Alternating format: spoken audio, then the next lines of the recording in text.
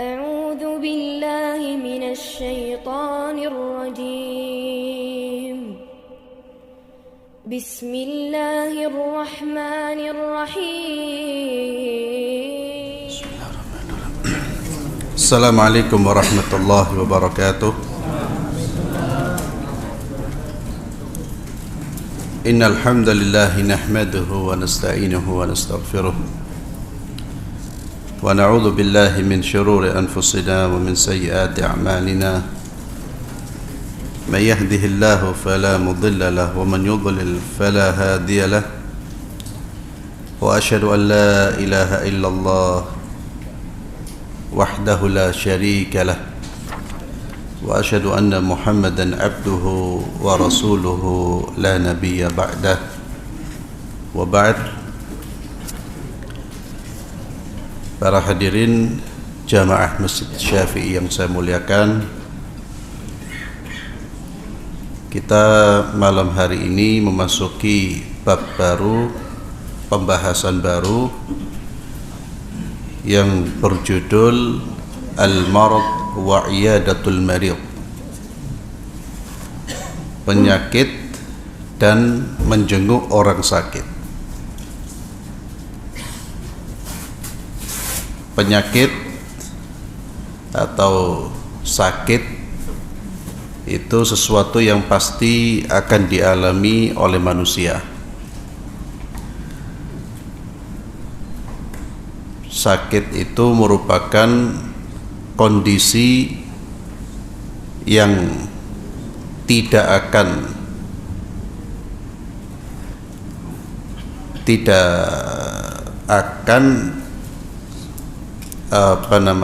menjauh dari manusia. Semua manusia pasti akan sakit. Pasti akan sakit. Karena memang sifat dari dunia ini adalah ikhtibar wa ibtila. Sifat dari kehidupan dunia ini adalah ujian. Tempat kita diuji itu adalah dunia. Salah satu bentuk ujian Allah kepada kita adalah penyakit. Yang dimaksud di sini adalah penyakit fisik, ya. Itu ujian dari Allah Subhanahu wa taala. Tidak ada orang yang hidup di dunia ini tidak diuji. Kita selesai ujian itu tatkala kita sudah menginjakkan kaki kita di surga Allah Subhanahu wa taala. Sebelum menginjakkan kaki di surga, ujian belum selesai. Maka tidak ada satupun manusia yang tidak sakit. Namun demikian, kita diperintahkan oleh Allah Subhanahu wa taala untuk menjaga diri dari penyakit. Kita diperintahkan untuk hidup sehat. Kita diperintahkan untuk menghindar dari penyakit, menghindar dari virus. Itu perintah Islam, perintah Al-Quran dan perintah Sunnah. Jangan berdalih dengan takdir Allah lalu kita tidak berbuat apa-apa. Wis wayani sakit yo sakit, ya. Ketika seseorang diingatkan, antum jangan konsumsi ini, jangan konsumsi itu tidak baik. Wis wayahe sakit yo sakit. Itu ucapan yang salah, bin ngawur, ya. Memang betul waktunya sakit ya sakit, tapi sakit itu kita diperintahkan untuk apa? Menghindarkan diri dari penyakit. Bukan mengabaikan segala hal yang bisa membawa kita pada penyakit. Kemudian iyadatul marid, menjenguk orang sakit, ziaratuh. Iyadah itu artinya ziarah atau maknanya sama dengan ziarah. Yuqalu uttul marid zurtuhu. Kalau orang berkata uttul marid, artinya saya mengunjungi. Al-Imam As-Suyuti rahimahullah berkata, al-iyada az-ziyarah washtuhira fi iyadatil marid hatta sara ka'annahu mukhtassun bihi. Iyada itu artinya ziarah, sama dengan ziarah, namun kata ini, iyada ini lebih populer digunakan dalam konteks mengunjungi orang sakit, sehingga seolah-olah ya, kata ini sudah menjadi makna khusus yang artinya mengunjungi orang sakit. Tapi secara umum sebetulnya iyada itu artinya maknanya ziarah. Adab iyadatul marid atau adab iyadatil marid, adab menjenguk orang sakit.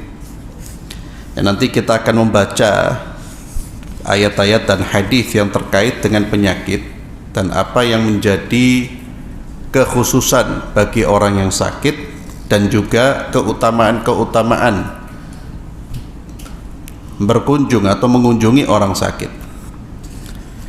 Sebelum itu Syekh menulis beberapa adab ketika kita menjenguk orang sakit. Yang pertama, adamu italatil julus indal marid illa idza ulima atau idza alima zair annahu la mashaqqa 'alal marid wa ya'nas bihi.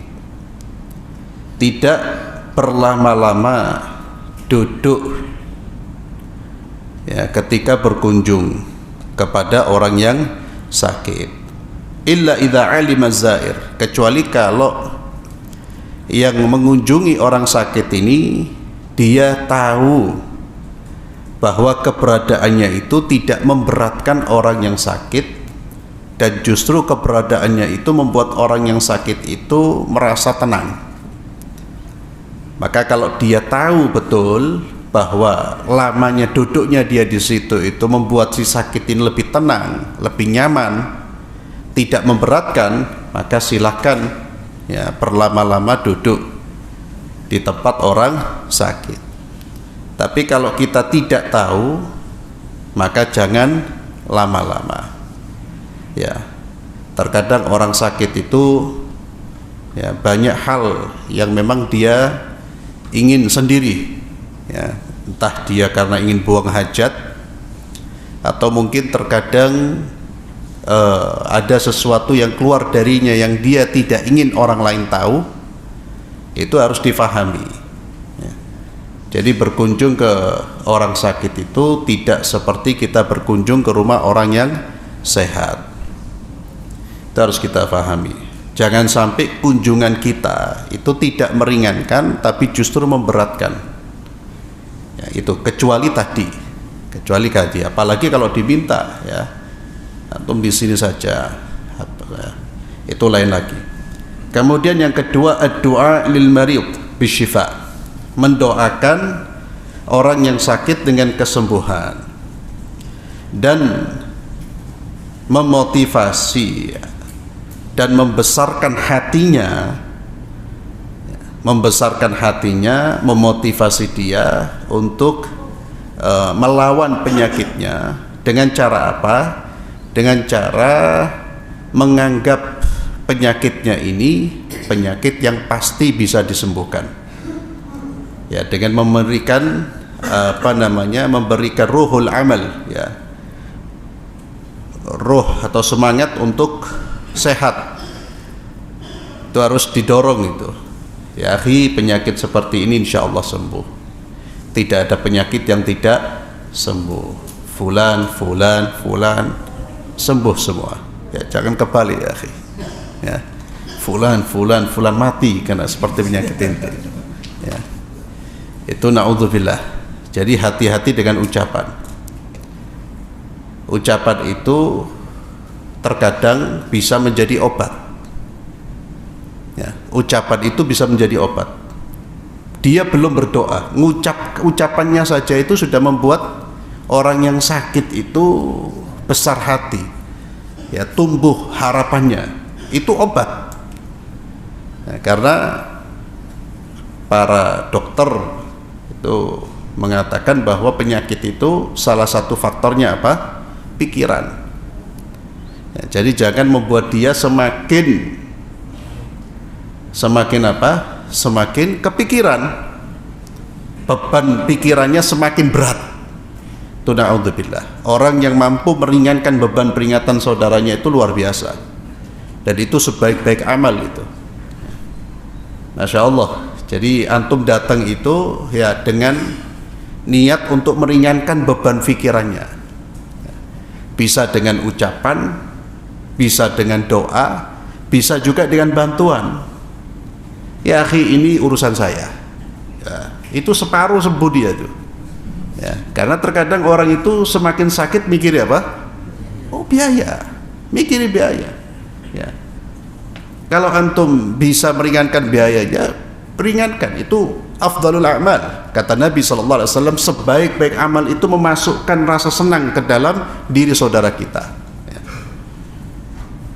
Kalau tidak bisa ya dengan memotivasi, dengan kata-kata, termasuk dengan doa ya. Kemudian nanti ada doanya yang diajarkan oleh Nabi ya. Kalau tidak bisa ya kita doa dengan bahasa kita, dengan bahasa Indonesia. Ya Allah, sembuhkan penyakit, angkat penyakit fulan, ya Allah. Kemudian yang ketiga, bertanya tentang keadaannya dan berkata la ba'sa tahur insyaallah ya. La ba'sa tahur insyaallah. Ini pertanyaan ini ya tentu untuk sebagai, bisa dikatakan sebagai pembuka ya, sebagai pembuka komunikasi dia agar dia bisa memasukkan kata-kata yang membesarkan hatinya ya. Gimana keadaanmu? Ya Allah, ana marid. Ya khair insyaallah. La ba'sa tahur insyaallah, itu salah satu sunnahnya. La ba'sa itu artinya tidak mengapa, tidak popo. Tahur insyaallah. Tahur artinya apa? Hah? Itu bersih. Nah maksudnya iya, membersihkan dosa ya. Dan ini kita harus belajar ikhwani fillah. Apa yang kita ucapkan itu kita harus ngerti loh artinya ya. Puluhan tahun mengucapkan la ba'sa tahur insyaallah, ditanya artinya apa? Darwana ya. Itu artinya doa kita kurang apa? Kurang sungguh-sungguh itu. Berarti kita mendoakan dengan doa yang kita nggak ngerti itu. Itu kan sebetulnya doa tahur insyaallah. Semoga ini bisa menjadi pensuci, pembersih dosa-dosamu ya. Tahur insyaallah. La ba's, la ba'sa, dia tidak apa-apa ya. Itu nanti bisa kita tambahkan lagi dengan kata-kata yang lain. Insyaallah sembuh, insyaallah sembuh ya. Kalau kita mengenal fulan-fulan yang sama penyakitnya sembuh, sampaikan, fulan ya Allah lebih parah dari antum ya akhi, komplikasi dia ini sekarang syufun sehat ya. Itu subhanallah akan membesarkan hati. Kemudian tausiyatuh bis sabr 'alal marad wa tadhkiru bi fadli sabr. Ini penting juga, mewasiatkan kepada orang yang sakit untuk sabar ya, karena ini kunci. Sakitnya dia akan menjadi pahala, akan mengangkat derajatnya itu dengan apa? Dengan sabar. Kalau dia tidak sabar, penyakitnya bisa mendatangkan dosa. Maka perlu sekali kita mengingatkan akan kesabaran, beri wasiat ya agar bersabar. Isbir ya akhi, sabar ya. Sakit ini ya semua orang akan mengalami itu ya. Sekarang antum, nanti semua orang akan mengalami, ini sunnatullah ya. Antum harus sabar ya. Kalau antum sabar, insya Allah penyakit ini menggugurkan dosa, mengangkat derajat antum, bahkan kesabaran akan membawa antum ke surga. Luar biasa kesabaran.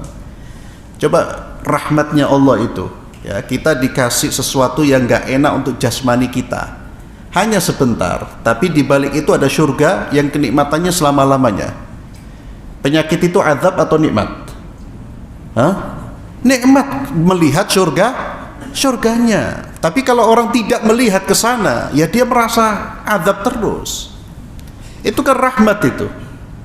Rahmat, antum diberi penyakit sebentar. Kemudian di balik itu kalau sabar, di balik itu mendapatkan kenikmatan yang abadi.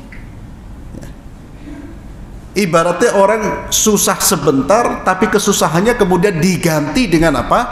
dengan kenikmatan, dan kenikmatannya nggak bisa diucapkan loh ini, nggak bisa digambarkan, nggak bisa diucapkan, nggak bisa dinilai, sudah nggak bisa diukur, nggak bisa. Ya, itu kan luar biasa. Apalagi kemudian kita ingatkan juga orang-orang sakit, antum sekarang diberi sakit, ya ini sudah waktunya kita, berapa puluh tahun kita diberi kesehatan oleh Allah Subhanahu wa taala. Ya, jadi hal-hal seperti itu kita sampaikan agar dia semakin sabar, ya. Kalau belum sabar, disabarkan. Kalau dia sudah kelihatan sabar, ya didorong lagi. Ya, disampaikan ayat Al-Qur'anul Karim. Terkadang ikhwani fillah, kata-kata seseorang itu lebih menyentuh. Ya, terkadang jangan tidak melihat orangnya. Mungkin ada orang yang lebih tersentuh dengan kata-kata orang biasa daripada kata-kata ustadz. Mungkin ada seperti itu, ya. Sudah berapa ustadz yang datang ngasih nasihat gak mempan, si fulan datang nyaki dia nangis mempan. Loh, itulah jangan meremehkan apa? Jangan meremehkan nasihat. Jangan pernah mengatakan lu tekoana. Jangan. Oh, dari saya tidak mungkin dia dengar. Damlah, ya. Kita tidak tahu melalui lisannya siapa Allah membuka hati seseorang. Kita tidak tahu. Ya, melalui lisannya siapa?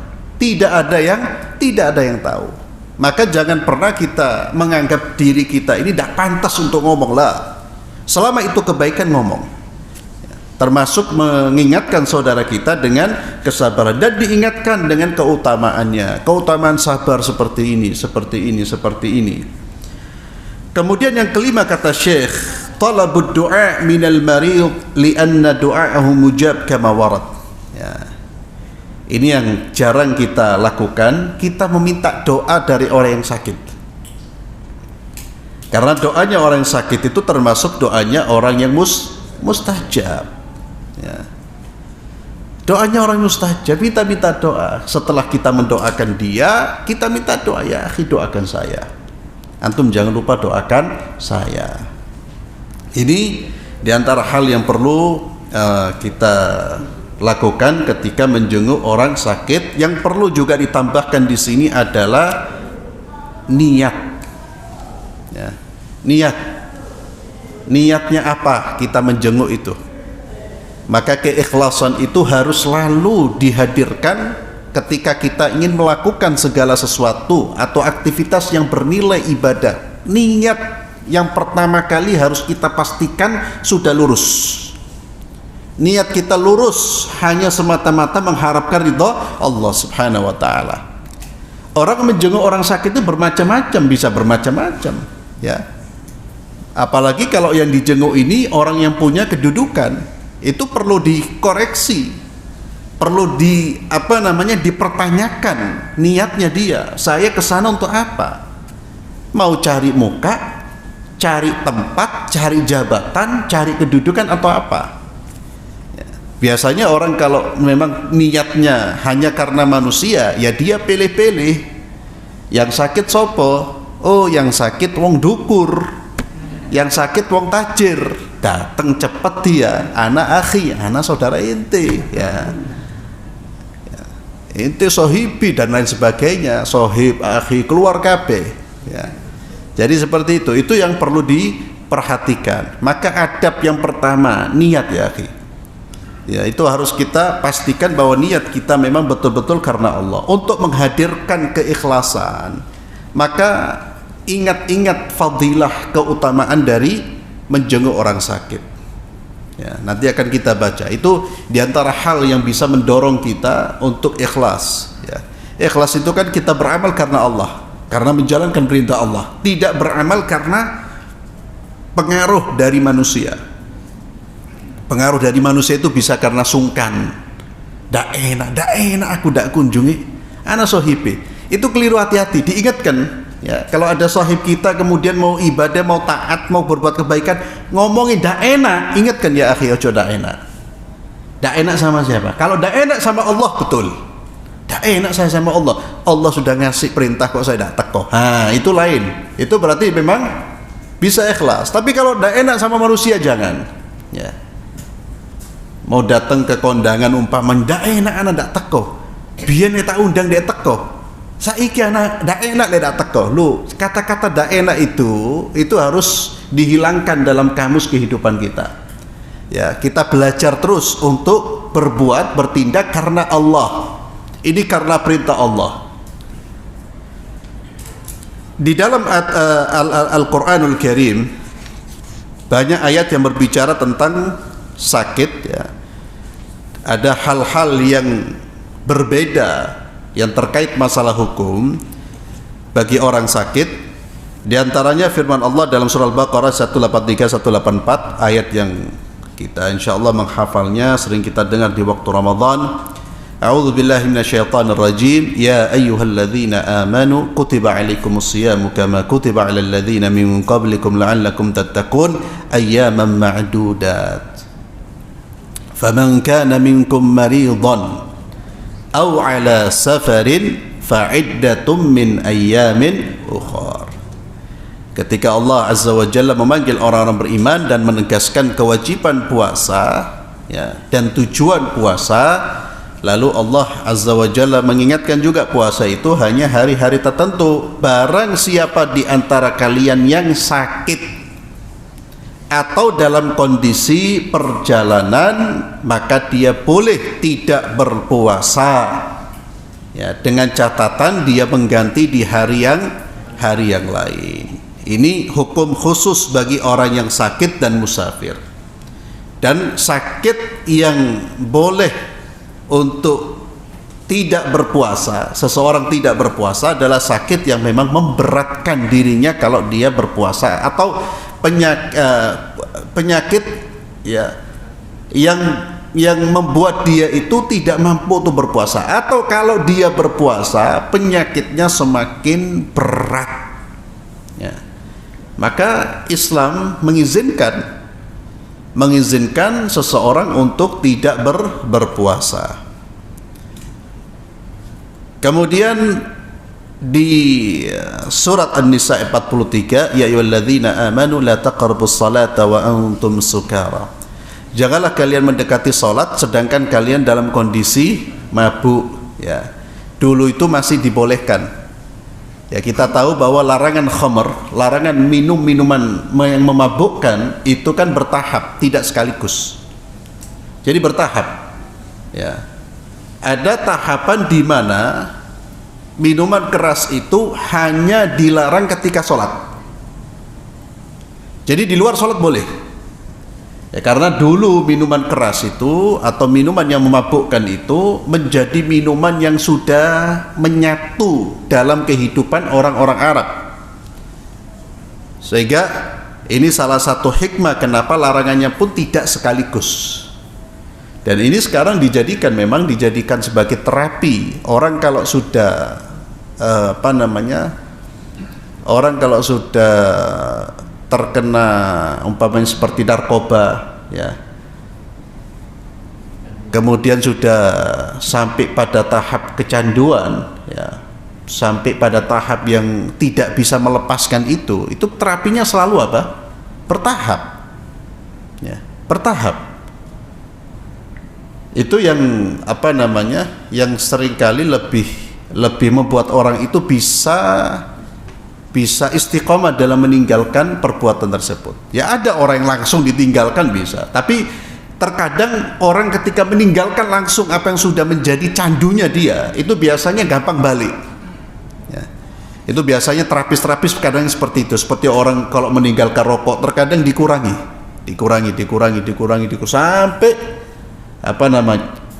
sampai selesai.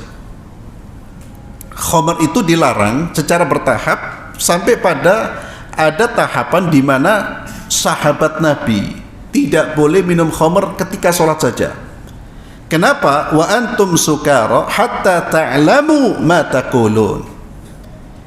Agar kalian mengetahui, sadar apa yang kalian ucapkan.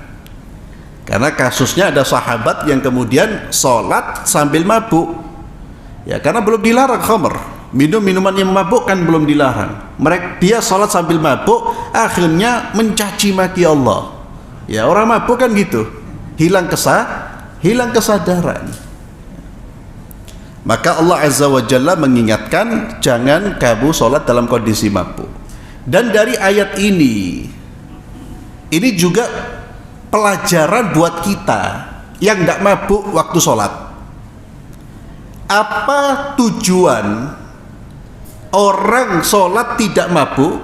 Salah satunya agar dia menyadari apa yang dia ucapkan, agar dia tahu apa yang dia ucapkan. Dari sini para ulama mengatakan kita ini kalau sholat, untuk kesempurnaan sholat kita itu usahakan kita ini sadar yang kita ucapkan apa, artinya apa, maknanya apa. Kita sadar kita Al-Fatihah ini sedang memuji Allah, sedang doa, baca surat, kemudian rukuk kita baca apa. Kalau kita sholat umpamanya dalam kondisi tidak sadar apa yang kita baca, walaupun sholatnya sah tidak seperti sholatnya orang yang mabuk, tapi tentu pahalanya tidak sempurna. Kan ada orang yang sholat dia tidak sadar apa yang dia baca. Buktinya apa? Kalau selesai sholat ditanya, kamu tadi baca surat apa? Lu mikir dia, harus berapa detik itu? Berapa detik selesai sholat? Mikir, lu baca apa mau yo? Berarti kan hilang kesadaran bukan dalam pengertian mabuk, tapi kesadarannya berpindah dari kesadaran sholat menuju kesadaran yang lain. Ya, kalau bahasa kita apa? Kerambian. Ya. Jadi pikirannya sudah di luar sholat, dan itu memang salah satu cara syaitan mengurangi kualitas sholat kita, bahkan sampai membatalkan sholat kita. Maka di sini kata Allah, hatta ta'lamu ma taqulun, sampai kalian ngerti, tahu apa yang kalian baca. Maka walaupun kita tidak minum khamr, ya, jangan sampai mabuk dengan yang lain. Itulah pentingnya orang sholat itu dari rumah sudah mempersiapkan dirinya untuk sholat, dan sudah membuang segala macam pikiran-pikiran yang tidak ada kaitannya dengan sholat. Itu usahakan mulai dari rumah. Itulah mengapa salah satu adab ketika kita berangkat ke masjid itu, kita dianjurkan untuk sakinah, tenang, tidak tergesa-gesa. Kemudian dianjurkan juga untuk tidak mengobrol, anjuran bukan kewajib, tidak mengobrol hal-hal yang tidak ada kaitannya dengan sholat. Apalagi softo, jangan ya. Takutnya masuk masjid masih teringat-ingat softonya. Imam baca surat tentang neraka, rejal ngakak ya. Kenapa? Karena masih teringat. Ini tidak makanya orang bahkan bermain-main jari saja itu tidak dianjurkan. Ini salah satu cara kita bisa sholat itu lebih khusyuk.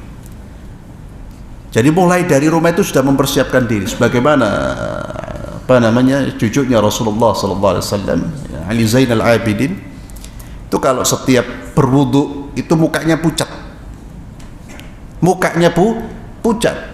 Ya. Ketika ditanya, kenapa engkau setiap kali berwudu kami melihat ada perubahan di wajahmu, dia mengatakan, bagaimana saya tidak takut seperti ini sedangkan saya akan menghadap Tuhan saya. Allahu Akbar. Jadi dia sudah wudu itu sudah merasakan bahwa dia sudah masuk ke mana? Dia akan bertemu dengan siapa? Allah Subhanahu wa ta'ala. Itulah mengapa, kenapa sih hikmahnya kita wudu jangan bercanda, jangan berbicara, bukan diharamkan. Ya, tidak membatalkan wudu, jangan salah ya.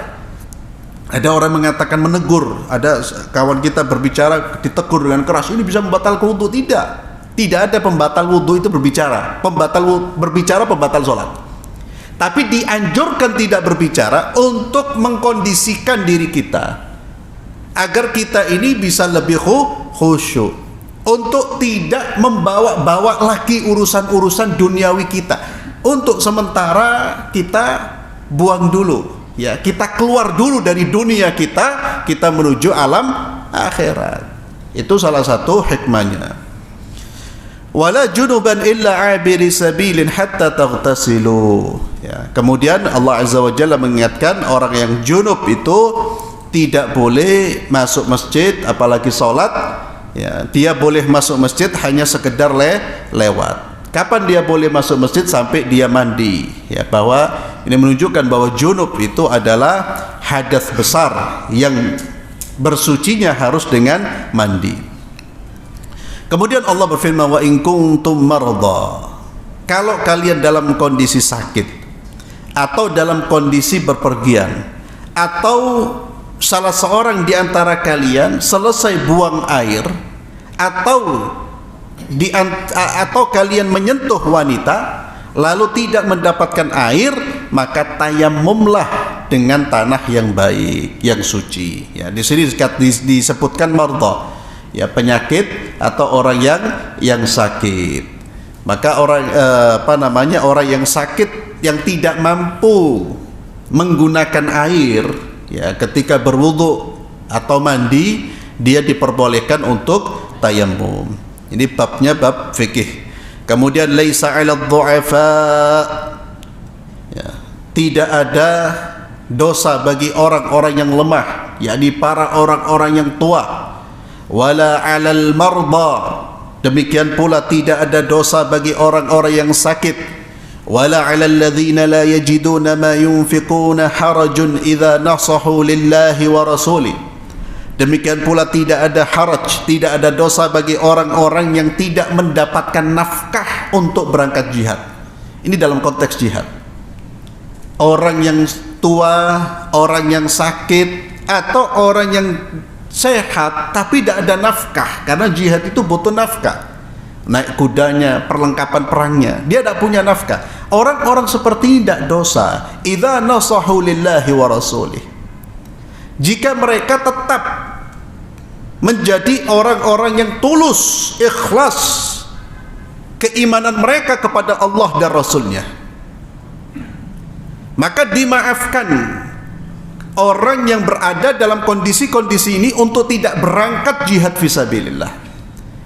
Maka orang yang tidak berangkat bukan karena uzur-uzur seperti ini, atau bahkan orang yang berangkat tapi tidak, niatnya tidak tulus karena Allah, maka dia berdosa. Nah, di sini pentingnya menjaga niat. Dan niat inilah yang tetap mengkondisikan mereka sebagai orang-orang yang baik walaupun mereka tidak berjihad. Allah Azza wa Jalla berfirman, ma 'alal muhsinina min sabil. Tidak ada jalan untuk mencela orang-orang yang berbuat baik. Apa yang menyebabkan mereka tetap dikatakan muhsin padahal mereka tidak berjihad? Keikhlasan mereka, ketulusan mereka dengan agama ini. Mereka betul-betul tulus mencintai agama ini dan siap berangkat jihad kalau memang ada kesempatan. Tapi tidak ada kesempatan, mereka pun tidak jadi berangkat, ya. Dan cirinya orang yang tulus dengan agama Allah, tulus dalam keimanannya, dalam keikhlasannya, itu kalau terhalang melakukan perbuatan baik itu sedih. Makanya ayat ini juga berbicara tentang orang-orang yang menangis. Tidak iso berangkat jihad, menangis dia. Ketika dia datang mau berangkat, dia tidak punya perbekalan. Kata Nabi, tidak bisa, kami pun tidak bisa membawa anda ini. Tidak ada perbekalan, karena memang perbekalan umat Islam sangat minim. Itu pulang nangis. Itu salah satu ciri orang yang betul jujur dalam keimanannya, jujur dalam berislam. Idza nasahu lillahi wa rasulih. Selama memang dia betul-betul menjaga ketulusannya, ya, dalam keimanannya kepada Allah dan Rasulnya. Wallahu ghafurur rahim. Untuk mereka Allah maafkan, ya. Wallahu ghafurur rahim. Jadi ghafurur rahim itu bagi orang-orang yang tidak mampu berbuat, ya, karena ada halangan-halangan. Itu yang paling besar mendapatkan ampunan dari Allah Subhanahu wa taala. Sama kemudian di ayat di surat An-Nur ayat 61, ya, bagi orang yang pincang, berbicara tentang jihad, maka tidak ada dosa bagi mereka untuk tidak berangkat. Termasuk juga orang yang sakit tidak berangkat ke masjid, ya, karena dia sakit, tidak ada masalah, ya. atau dalam undangan-undangan dan undangan yang bersifat ketaatan, maka ini termasuk uzur-uzur yang diterima oleh Allah Subhanahu wa taala. Kemudian di dalam surah Asy-Syu'ara ayat 80 Allah Azza wa Jalla berfirman, wa idza maridtu fahuwa yashfin. Ya, ini ucapannya siapa? Nabi Ibrahim alaihi salatu wassalam, ya. Dan ini keyakinan, kalau saya sakit siapa yang menyembuhkan? Allah, dan dialah penyembuh. Ini wajib menjadi keyakinan kita. Penyakit itu yang mengangkatnya hanya Allah. Manusia ini wasilah, perantaranya Allah. Jadi bukan dokter yang menyembuhkan kita, itu harus menjadi keyakinan kita ya akhi. Kalau salah kita dalam keyakinan ini, kita bisa jatuh dalam perbuatan yang diharamkan oleh Allah, dimurkai oleh Allah. Ya. Terkadang lisan mengucapkan Allah yang menyembuhkan, tapi hati ini cenderungnya kepada manusia. Antum kalau sudah milih dokter yang terbaik, dan itu dianjurkan, bukan termasuk atau tidak bertentangan dengan tawakal. Milih dokter yang terbaik itu bagian dari ikhtiar. Tawakal itu satu paket dengan ikhtiar. Ikhtiar itu usaha maksimal. Ya, tapi kita ingatkan, kalau sudah milih dokter yang terbaik, terbaik dokter top terbaik se-Indonesia, hati-hati. Jangan sampai kemudian lupa dengan Allah. Ciri orang kalau sudah lupa dengan Allah, lupa bahwa Allah yang menyembuhkan, dia ngelihat dokternya sembuh. Satu. Yang kedua, jarang doa. Kenapa? Karena dia yakin sudah. Biasanya orang banyak berdoa itu kalau dia sudah merasa gak ada jalan, dungo dia. Kalau orang sudah ketemu dokter yang bagus, jarang berdoa, jarang berzikir, hati-hati. Bisa jadi dia sudah mengatakan dokter ini yang menyembuhkan dia. Itu ujian. Kalau orang tidak belajar akidah dan tidak mengerti akidah, hati-hati. Sehingga kalau disembuhkan, ya Allah, wala ucap alhamdulillah, syukron dok, syukron dok, syukron dok, kayak wirid 33 kali. Ya. Alhamdulillahnya 1 kali. Ya akhi, asy-syafi huwa Allah. Syukron wajib. Syukron kepada manusia wajib, karena Nabi SAW bersabda, siapa yang tidak berterima kasih kepada manusia, dia tidak berterima kasih kepada Allah. Tapi kenapa kita berterima kasih? Lain, terima kasihnya kita kepada manusia dengan Allah itu beda faktornya. Kalau kepada manusia karena Allah menggunakan tenaganya dia, ya. Bukan dia yang menyembuhkan. Jazakallah khairan. Tapi berterima kasih kepada Allah karena Allah yang menciptakan kesembuhan, yang mengangkat penyakit, hanya Allah. Itu pelajaran akidah Rabbul Alamin. Itu yang diucapkan oleh Nabi Allah Ibrahim. Wa idza maridtu fahuwa yashfi. Tapi jangan disalahfahami ayat ini lalu kemudian kita tidak berobat. Itu salah. Memang Allah yang menyembuhkan, Allah yang ngasih, sama seperti yang memberi makan kita siapa? Allah. Tapi apa kemudian duduk di rumah? Tidak, karena Allah menciptakan sunnatullah di alam semesta ini yang kita ikuti, kita jalani tanpa melupakan pencipta sunnatullah itu. Maka segala ketika melihat sebab, ingatlah yang pencipta sebab ini, yang menciptakan, terus mengingat Allah penciptanya. Maka orang itu dia berobat kepada siapapun, dia terus minta kepada Allah Subhanahu wa taala. Kemudian dari Abu Hurairah radhiyallahu anhu anna Rasulullah SAW qala, Nabi SAW bersabda, haqqul muslim 'alal muslim khams. Hak seorang muslim atas muslim yang lainnya ada 5. Ya. Ini sudah beberapa kali saya ingatkan, kata-kata atau hitungan bilangan di dalam hadis ini lebih sering dalam pengertian hanya informasi, bukan pembatasan. bukan membatasi. Kata-kata Nabi ada 3, ada 4, artinya Nabi tidak membatasi hanya ada 3, hanya ada 4 ya, tapi hanya informasi di antara sekian hak ada 5 yang perlu kalian ketahui, ada 5 yang ingin saya sampaikan ya, ini biar kita tidak menganggap adanya kontradiksi di dalam hadis-hadis Nabi, karena di dalam hadis ini ada 5, dalam hadis yang lain ada 6, sama seperti Nabi menyebutkan sifat orang munafik, di dalam satu hadis ada 3, di dalam satu hadis ada 4 ya, itu bukan kontradiksi, tapi penyebutan bilangan itu hanya sebagai informasi, ada di antaranya, bukan membatasi. Itu yang perlu kita catat. Ada 5 kata Nabi SAW, karena hak-hak muslim yang lain itu banyak. Yang pertama kata Nabi raddus salam, menjawab salamnya, dan menjawab salam hukumnya wajib ya, dan jawablah salam dengan jawaban yang lebih baik daripada ucapan salamnya. Kalau dia mengucapkan assalamualaikum, kita ucapkan waalaikumsalam warahmatullah.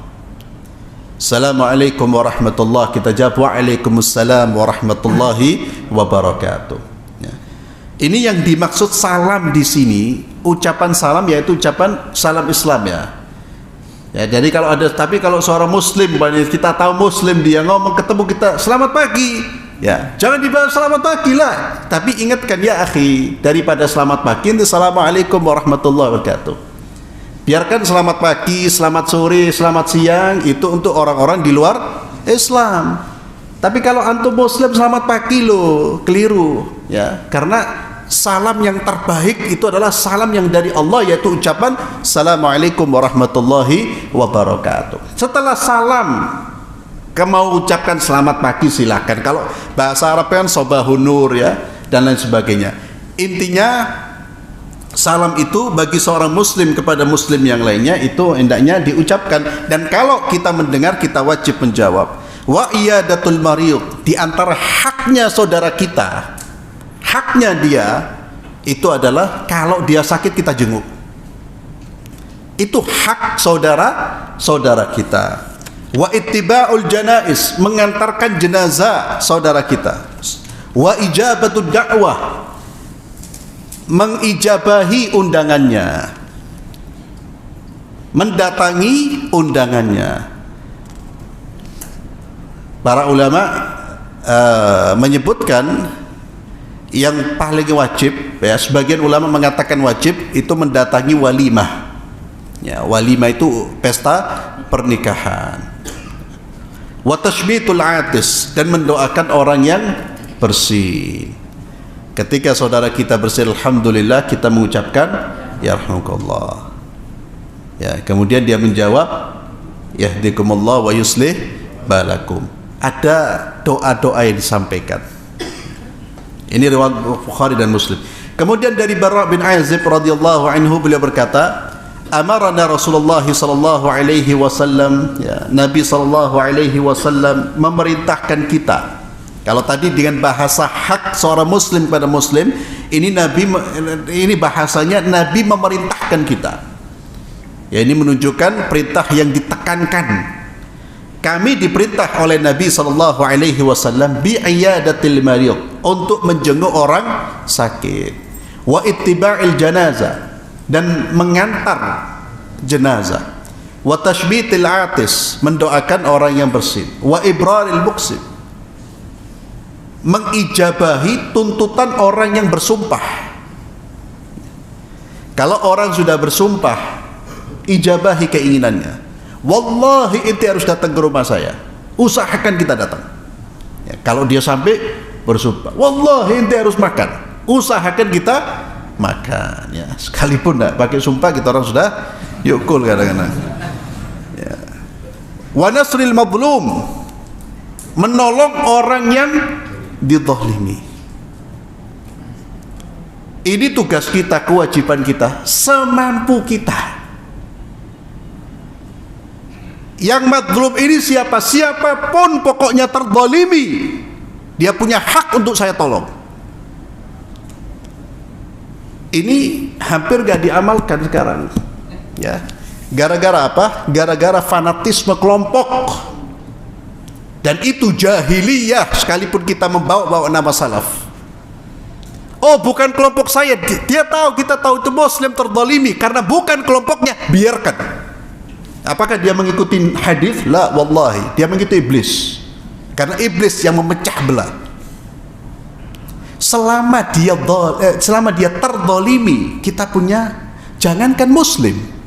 Ada orang kafir kita tahu dia terzalimi, kita punya tanggung jawab untuk membela. Apalagi seorang Muslim. Ya. Tentang kemungkaran dia, perbuatan menyimpang dia, itu ada babnya tersendiri. Ada babnya tersendiri. Kita ingkari, kita sampaikan nasihat. Tapi ketika dia dalam posisi mazlum, apalagi yang menzalimi orang-orang yang benci dengan agama Allah, semua harus menolong. Itu perintah Rasulullah sallallahu alaihi wasallam. Saya tuntaskan, wa ijabatud da'i, menjawab undangan itu juga hak dan perintah dari Rasulullah. Wa ifsa'is salam, dan menyebarkan salam. Kalau tadi menjawab, kalau ini menyebarkan artinya kita memulai dan memperbanyak ucapan salam kepada saudara kita, ya. Dan memang menyebarkan salam ini sebagaimana disebutkan di dalam hadis yang sahih, kata Nabi, salah satu tanda dari tanda-tanda hari kiamat itu salam hanya diucapkan kepada orang yang kita kenal. Ya, dan ini sudah terjadi, bahkan mungkin kita pribadi pelaku-pelakunya. Jadi kita tahu itu Muslim tapi tidak kenal kita ada ucapan salam. Itu kata Nabi tanda-tanda kiamat. Padahal kita punya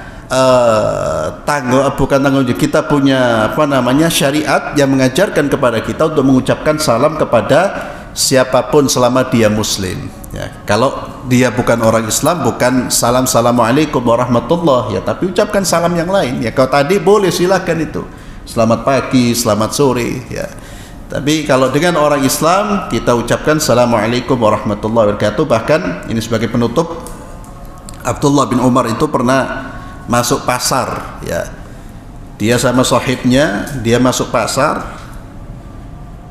Kata kawan yang menyertai Abdullah bin Umar ini, Abdullah bin Umar ini masuk pasar tidak duduk di satu tempat, ya. Dia hanya jalan-jalan ucapan salam sampai keluar, ya. Ketika diajak lagi, sahabat Abdullah bin Umar ini berkata, apa yang kau lakukan di pasar? Saya tidak melihatmu kau berhenti untuk menawar barang wala syai'. Dia mengatakan, saya masuk memang sengaja untuk ifsa'us salam, ya. Jadi dia ingin menjalankan sunnahnya Rasulullah SAW, ifsa'us salam. Ifsa' itu kan menyebarkan. Hanya itu tujuan saya untuk masuk pasar. Kenapa pasar? Karena itu tempat banyak orang, ya. Dan di situ orang-orang berkumpul. Wallahu a'lam bissawab. Kita akhiri dengan doa kafaratul majlis. Subhanakallahumma bihamdik, asyhadu an la ilaha illa anta astaghfiruka wa atubu ilaik. Assalamualaikum warahmatullahi wabarakatuh.